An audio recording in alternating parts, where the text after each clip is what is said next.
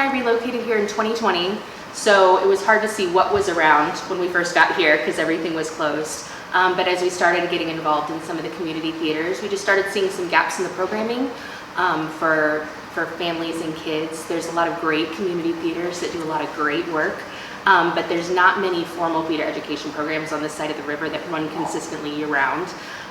In 2021 and 22, we were driving across the river for my kids to have access to those kinds of programs, and there's a reality that there's not a lot of people in Belleville that either have a parent that can take them back and forth during class times, and there's a major financial barrier for a lot of families to do that too.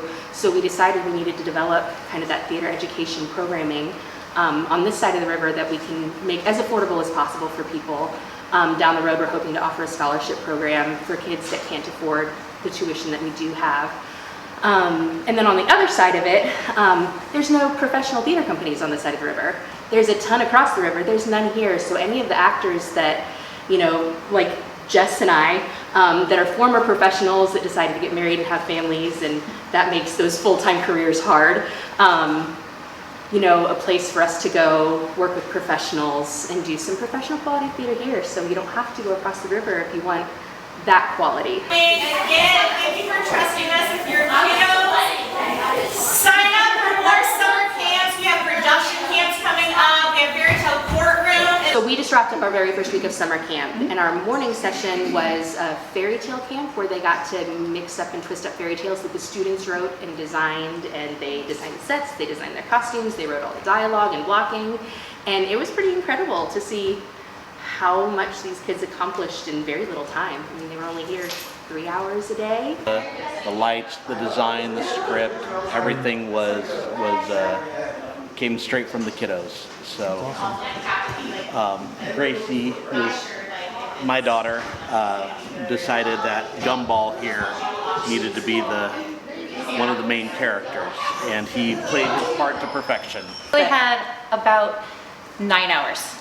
Really 9 hours time for them to write an entire script together. They worked together they wrote all the dialogue, all the lines, they designed the costumes, they chose the music that they wanted to use, they designed the sets that they wanted to do, when they wanted lights to come on, when they wanted lights to go off, all of that in 9 hours time.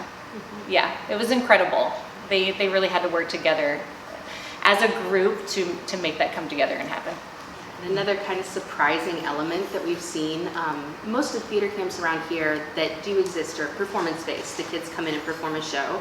Kids are really interested in tech and design. Yeah. Our afternoon class this week for this camp, we've been working just on theatrical design, and the kids are fascinated, and it's amazing what they're able to just come up with creatively when they have the tools and the guidance. And it's so you don't have to be perfect, just do your best and show us what's in your brain, and they're thriving, and it's so exciting. I'm excited for what that's going to do for the larger theater community in the Metro East, having these kids interested in like the production value end of things.